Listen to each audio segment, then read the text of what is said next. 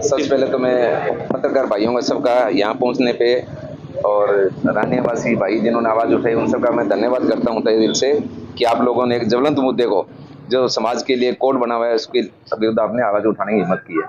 इस मुकाम पे इस मुहिम में मैं आपके साथ हूँ और ये मैं बताने के लिए आया हूँ कि मैं आपके साथ हूँ। मैंने अखबार में पढ़ा था, कल भी पढ़ा था, आज भी पढ़ा था, तो मैंने मेरा मोरल दायित्व समझा कि मैं आपके साथ चलूँ, आपकी बात को साझा करूँ और आपकी आवाज़ को बुलंद करूँगी।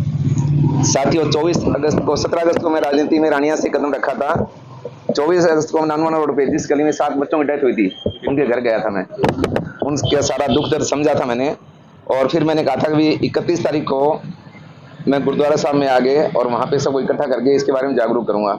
लेकिन अनफॉर्चुनेटली 30 तारीख को मेरे फूड पॉइजनिंग हो गई, मैं करीब 2-2.5 महीने बीमार रहा था। अब मैं नए सिरे से दिसंबर से वापस मैंने शुरू किया है, तो मैं जहाँ भी जाता हूँ नशे के खिलाफ जरूर आवाज़ उठाता हूँ। आपका ये जो है, मैंने उस टाइम भी कहा था कि नशे की 4 कड़ियाँ हैं। सबसे पहले आम जनता, फिर जो नशा बेचते हैं वो, उसके बाद में पुलिस और उसके बाद में प्रशासन और नेता, ये हैं।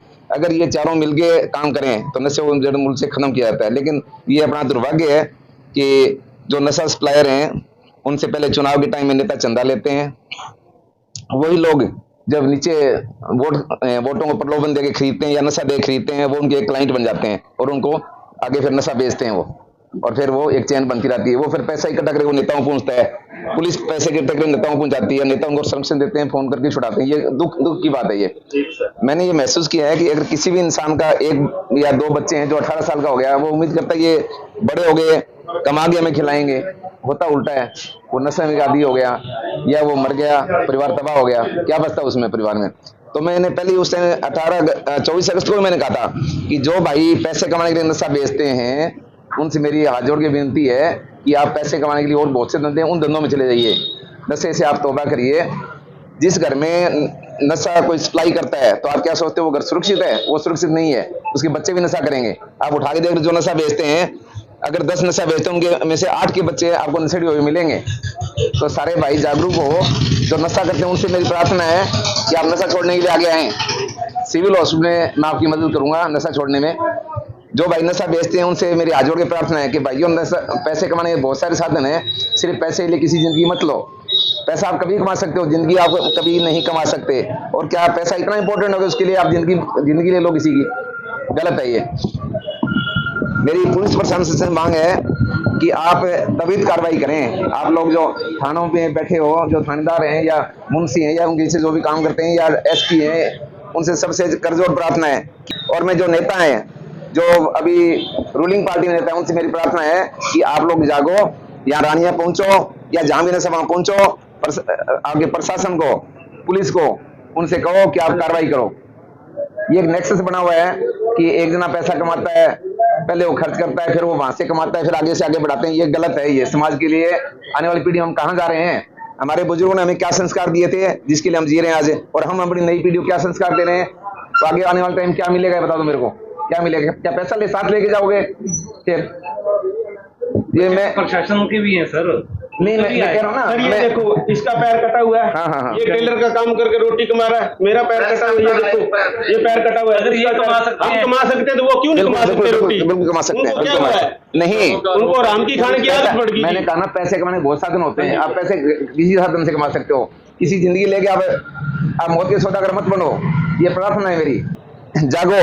और एक मैं बताता हूँ, अब जनता की शक्ति अब जगी थी ना लोकसभा इलेक्शन में, जनता की शक्ति ने करके दिखा दिया हम क्या कर सकते हैं। सही बात है। हम अगर सब इकट्ठे हो जाएं तो हम सब कुछ कर सकते हैं। हम चाहें तो सब इकट्ठे हो गए, ये नशे के खिलाफ भी मुहिम चला के इसको बंद कर सकते हैं। अपनी ताकत है इतनी। एक डॉक्टरी पेशे होने और राजनीति होने के नाते आप कहां तक इस मामले को आगे तक ले जाएंगे? देखो, मैं आज इनके साथ में सॉलिडिटी प्रकट करने आया हूँ कि भाइयों मैं तुम्हारे साथ हूँ, तुम्हारे से अलग नहीं हूँ, क्योंकि मैं भी इस मुद्दे के बहुत खिलाफ हूँ।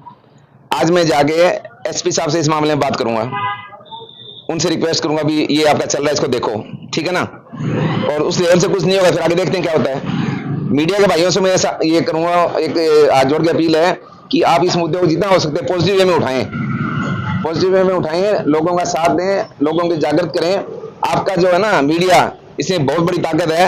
आपके देखो आपकी जो आवाज है वो बहुत ऊपर तक पहुंचती है और उसका असर भी होता है, तो आप लोग इस आवाज को बुलंदी से ऊपर तक पहुंचाएं ताकि हम आने वाली पीढ़ी को सुरक्षित रख सकें और उनमें ऐसे संस्कार डाल सकें जो उससे आगे आने वाली पीढ़ी सुरक्षित रह पाए। जो लोग नशा छोड़ना चाहते हैं उनका कैसे सहयोग करेंगे? जो नशा छोड़ना चाहते हैं उनको सिविल उसमें डी एडिक्शन सेंटर बना हुआ है, वहाँ पे डॉक्टर हैं, वो बड़ा अच्छा काम कर रहे हैं, उनसे मैं जाके मिलूंगा।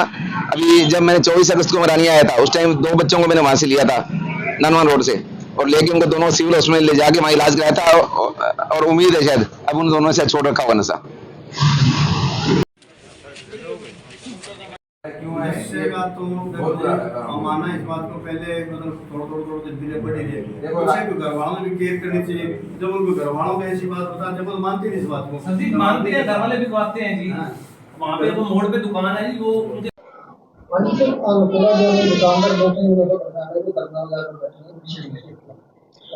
हमें कल इन्फॉर्मेशन मिली थी कम इसके लिए, कल ही हम गाड़ी लेके वहाँ गए थे मौके पर और हमें 1-2 लड़के इधर मिले थे, उनको भाग गए थे हमें देख के वो, और वहाँ हमने अच्छी तरह से तलाशी ली, पता कराया, वो वहाँ हमें कोई ऐसी वो नहीं मिली, लेकिन शिकायत हमें लोगों की है, लोग परेशान हैं, तो इसको परेशानी के लिए हमारा प्रतिबद्ध हैं और हम इनके साथ हैं। और जो नशे के खिलाफ तो मुहिम हमने शहर के शुरू से काफ़ी कम से कम 3-4 सालों से लगातार चल रही है, तो पुलिस में होने के नाते और सामाजिक तौर पर हमारा फर्ज बनता है ये इस तरह के, अगर हमें अब वहाँ आगे कोई ऐसी शिकायत नहीं आएगी। लेकिन शिकायत इस पर क्या कार्रवाई की जाएगी? जो कार्रवाई बनेगी वो कार्रवाई कर देंगे, जो लिखित हमारी पेमेंट अगर किसी के पास कुछ भी मिलता है तो पर्चा दर्ज कर देंगे, जो भी हमें कल मिलेंगे और हो गए उसी हिसाब से कार्रवाई कर देंगे। दुकानदारों का आरोप है कि पुलिस ने मिली हुई जाते हैं, राउंड लगा के सायरन बजाते जाते तो नशेड़ी में भाग जाते हैं। नहीं ऐसा कोई बात नहीं है, तो कोई सोच की थिंकिंग की बात होती है, ऐसी कोई बात नहीं है, ना ही कोई पुलिस मिली है। सायरन तो कई बार बाजार में भीड़ होती है जो बजाना पड़ता है, इसलिए सायरन हो जाता है। कौन जैसी हमारी गलती कहीं दुकानदार बताते हैं हमें जान का खतरा है, हम लोग प्रदर्शन करते हैं नहीं मानते हैं सर, तो नशेड़ी होते हैं तो बकवासबाजी करते हैं, नशा करने के बाद ऐसी मतलब माइंड को सेट करते हैं, वो परिवर्तन कर ही देती हैं। तो इस तरह हम भी कई वर्षों से इसके लिए कटे हुए हैं, ऐसी बात नहीं, दुकान को कोई या किसी दुकानदार को किसी आम नागरिक को कोई ऐसी दिक्कत नहीं आने देंगे।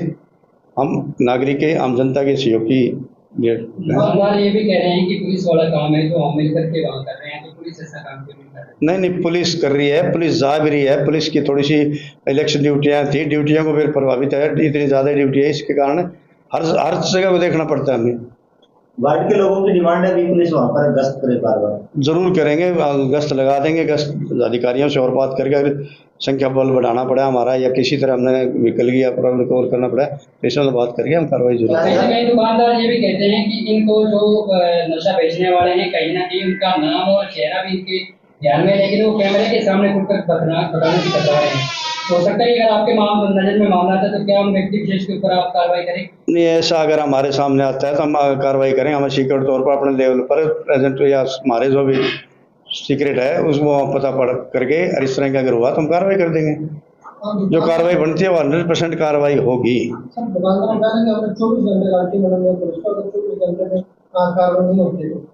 नहीं 24 घंटे में कार्रवाई हम करने के लिए तैयार है। कोई जब भी आएगा हम, अगर वहाँ नहीं आवा या वहाँ गश्त नहीं लगे या पुलिस नहीं आती है या कोई बंदा ऐसा है, कोई लड़का ऐसा है ये बेच रहे इसको पकड़ती नहीं है, फिर तो 24 घंटे के लिए हम तो 24 घंटे क्यों, आप जब भी कहोगे जब भी तैयार हम तो। अगर कोई समय भाई ने मैं या कोई कहते बंदे इसको आप ये नहीं है अभी हम बार बार उसी को लेके जा रहे हैं फिर छोड़ रहे, कोई बात नहीं, जो भी कार्रवाई होगी, जो कार्रवाई बनती है वो कार्रवाई 100 होगी।